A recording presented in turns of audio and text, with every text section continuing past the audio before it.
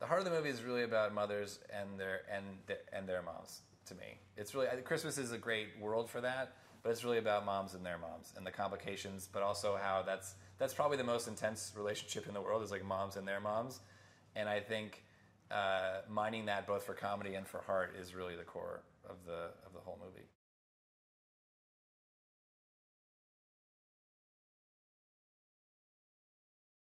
I remember in the first movie it was a little bit of a problem because they were having so much fun, but the movie was about three strangers getting to know each other.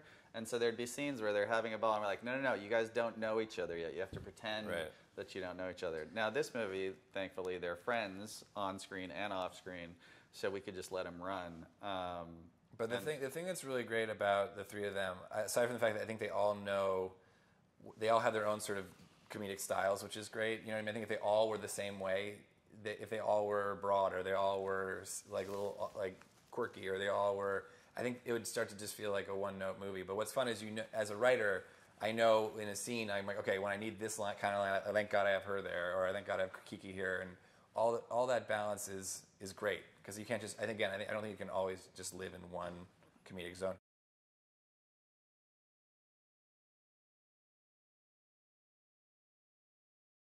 People actually connect with her and sort of see themselves in her, and she does a really good job of holding down the center of the movie as somebody who you can relate to. Yeah, that's the hardest. Her job is really the hardest job because, not to say the other two are easy, but being the center of these movies, you have to carry a lot of the story. You have to carry a lot of the emotion. You don't just get to be the sort of the funny one.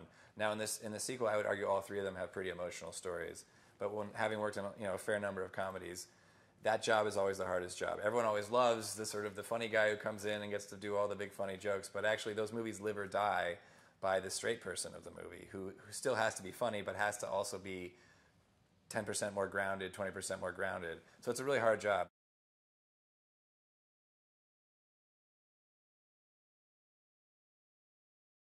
Her comedy comes from a place, and it's really hard. A lot of people, especially comedians or comedy writers, it's so much easier to score a joke on being mean or by saying something that cuts someone down. And somehow Kristen has built an entire career around being like lovable and yet really, really funny. And I think that's a way bigger accomplishment than people maybe give it credit for, if that makes any sense. It's hard to get her to do a joke that's even remotely mean. And we write them. Yeah. You know, we're not good people. But she has this there's something about her that's so lovable. You're like there's never any sort of cruelty in her humor. There's never any snark. It's never sarcastic. It's always sort of wide-eyed and just like, it's great. From a writer's point of view, it's very frustrating when she says this joke is too mean, but she's actually right on because it's like Kiki doesn't have a mean bone in her body, so she would not be delivering a mean line that would hurt someone.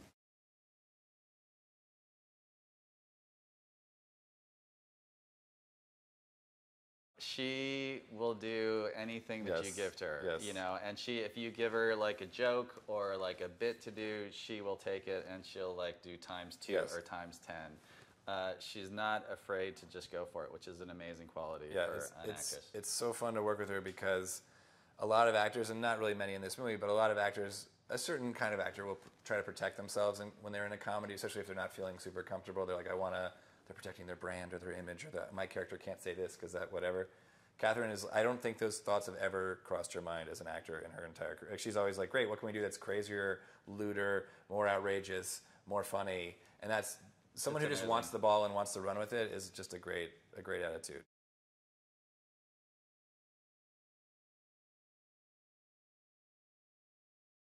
Mila's a really strong actress. She's a tough cookie. I think it's probably why audiences really like her. And so we needed someone who was going to stand up, who could go toe-to-toe with Mila. And even though Mila is quite small, she's a big personality, and you need someone who's going to sort of... I like the visuals of her being towered over by this very domineering woman. And I think from the first scene of this movie on, the second Christine walks in and just like takes Mila to, takes her to the woodshed in the first scene, I think it's that once that rivalry worked and once that relationship, that friction happened, I'm like, oh, we'll be fine. This movie's going to be fine because this will always be comedic fodder.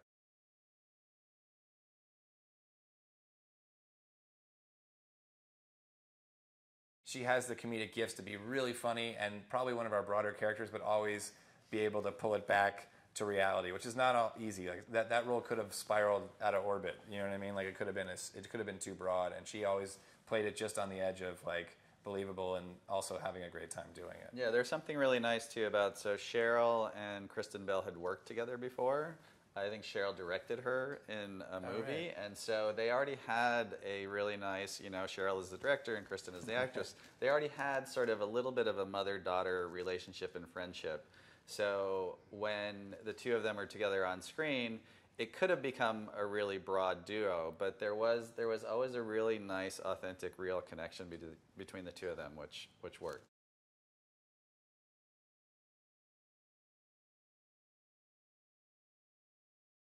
Sarandon, I think, was the first one on board. Sarandon was the first one on board, and I distinctly remember thinking, like, who would be awesome at this role? And that was, like, the first name that came out. And I remember thinking, she'd be amazing, we're never going to get her. Right. And then Kathryn wrote her an email. She didn't know her, but she's like, hey, please do this. And correct me if I'm wrong, I believe the email said, am I right? I think you're right, yes. My ovaries need you in this movie? She said, I feel it in my uterus. I feel just feel it as one mom. Yes. So Kathryn. It was an amazing email, and Susan signed on board, and it was. Yeah, she wrote an email back saying, "How can I? Who am I to argue with your uterus?" Which is the greatest acceptance letter of all time to be in a movie. So once we had Sarandon, that was a great start because she's obviously, she's a phenomenal actress.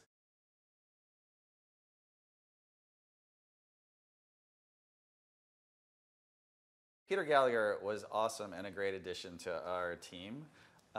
What I love about him, he's got some great, big, juicy scenes, but he also has some scenes where he just sort of has like one line or one moment, and it's amazing to me how well he scores. Yeah. That it's like the whole scene will go by, and then he'll do his one thing, and it'll just bring the house down. He is just a joy to work with. Yeah, and a lot of actors should should watch what he does because it's really incredible. He found his way into things. Do you know what I mean? Like he would always find his way into scenes, and in the editing we'd always be like, well, he doesn't really need to be in this. And they're like, oh, but he's doing this thing, and the audience loves it. He's so great. It's a real talent.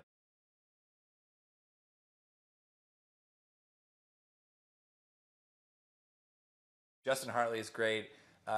He's obviously a very good-looking man, but he was surprisingly funny. A lot of those guys, let's be honest, they generally aren't. He is hilarious in the movie. He's really funny. He had this very dry timing. His big scene is obviously when he meets Carla at the waxing, and it was great. The whole, which is how John met his wife. Yes, that's where we. It's actually how we both met each other too. That's weird how that doubled up. But Justin is awesome. Like I knew him from This Is Us. I thought he was great. But what was really surprising to me was how funny he was.